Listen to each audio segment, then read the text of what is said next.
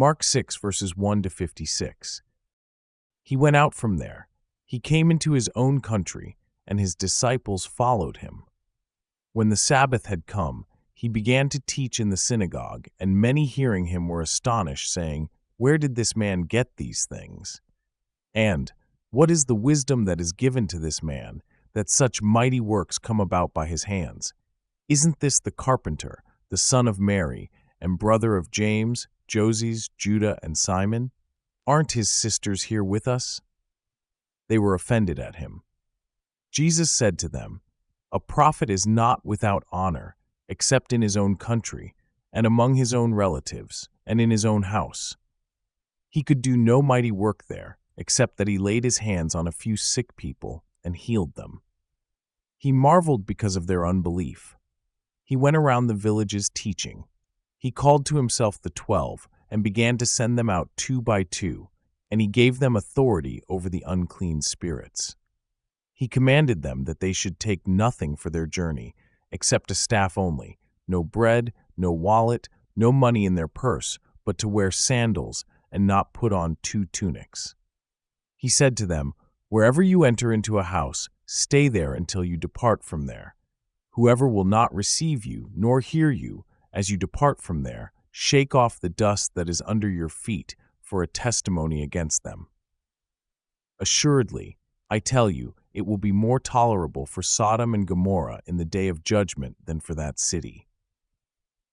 They went out and preached that people should repent. They cast out many demons and anointed many with oil who were sick and healed them. King Herod heard this, for his name had become known, and he said, "John the Baptizer has risen from the dead, and therefore these powers are at work in him." But others said, "He is Elijah." Others said, "He is a prophet, or like one of the prophets."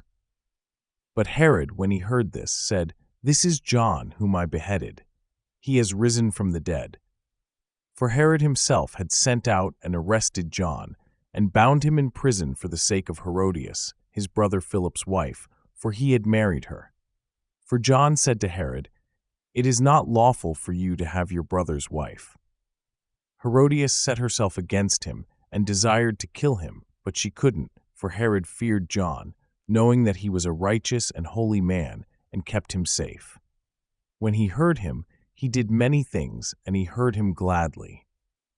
Then a convenient day came, that Herod on his birthday made a supper for his nobles, the high officers, and the chief men of Galilee. When the daughter of Herodias herself came in and danced, she pleased Herod and those sitting with him. The king said to the young lady, "Ask me whatever you want, and I will give it to you." He swore to her, "Whatever you shall ask of me, I will give you, up to half of my kingdom." She went out and said to her mother, "What shall I ask?" She said, "The head of John the Baptizer."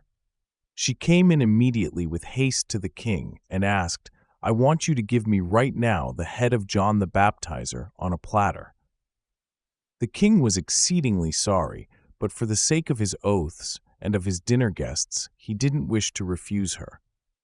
Immediately the king sent out a soldier of his guard and commanded to bring John's head, and he went and beheaded him in the prison, and brought his head on a platter, and gave it to the young lady, and the young lady gave it to her mother. When his disciples heard this, they came and took up his corpse, and laid it in a tomb. The apostles gathered themselves together to Jesus, and they told him all things, whatever they had done, and whatever they had taught. He said to them, "You come apart into a deserted place, and rest a while." For there were many coming and going, and they had no leisure so much as to eat. They went away in the boat to a deserted place by themselves. They saw them going, and many recognized him, and ran there on foot from all the cities. They arrived before them, and came together to him.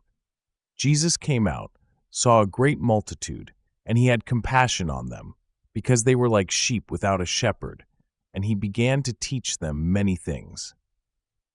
When it was late in the day, his disciples came to him and said, "This place is deserted, and it is late in the day. Send them away, that they may go into the surrounding country and villages and buy themselves bread, for they have nothing to eat." But he answered them, "You give them something to eat." They asked him, "Shall we go and buy 200 denarii worth of bread and give them something to eat?" He said to them, "How many loaves do you have? Go see." When they knew, they said, 5 and 2 fish. He commanded them that everyone should sit down in groups on the green grass. They sat down in ranks by hundreds and by 50s. He took the 5 loaves and the 2 fish, and looking up to heaven, he blessed and broke the loaves, and he gave to his disciples to set before them, and he divided the 2 fish among them all. They all ate and were filled. They took up 12 baskets full of broken pieces and also of the fish. Those who ate the loaves were 5,000 men. Immediately he made his disciples get into the boat and to go ahead to the other side, to Bethsaida, while he himself sent the multitude away. After he had taken leave of them, he went up the mountain to pray. When evening had come, the boat was in the middle of the sea, and he was alone on the land. Seeing them distressed in rowing, for the wind was contrary to them, about the 4th watch of the night he came to them, walking on the sea, and he would have passed by them, but they, when they saw him walking on the sea, supposed that it was a ghost, and cried out, for they all saw him and were troubled. But he immediately spoke with them and said to them, "Cheer up, it is I. Don't be afraid." He got into the boat with them, and the wind ceased, and they were very amazed among themselves and marveled, for they hadn't understood about the loaves, but their hearts were hardened. When they had crossed over, they came to land at Gennesaret and moored to the shore. When they had come out of the boat, immediately the people recognized him and ran around that whole region and began to bring those who were sick on their mats to where they heard he was. Wherever he entered, into villages, or into cities, or into the country, they laid the sick in the marketplaces and begged him that they might just touch the fringe of his garment, and as many as touched him were made well.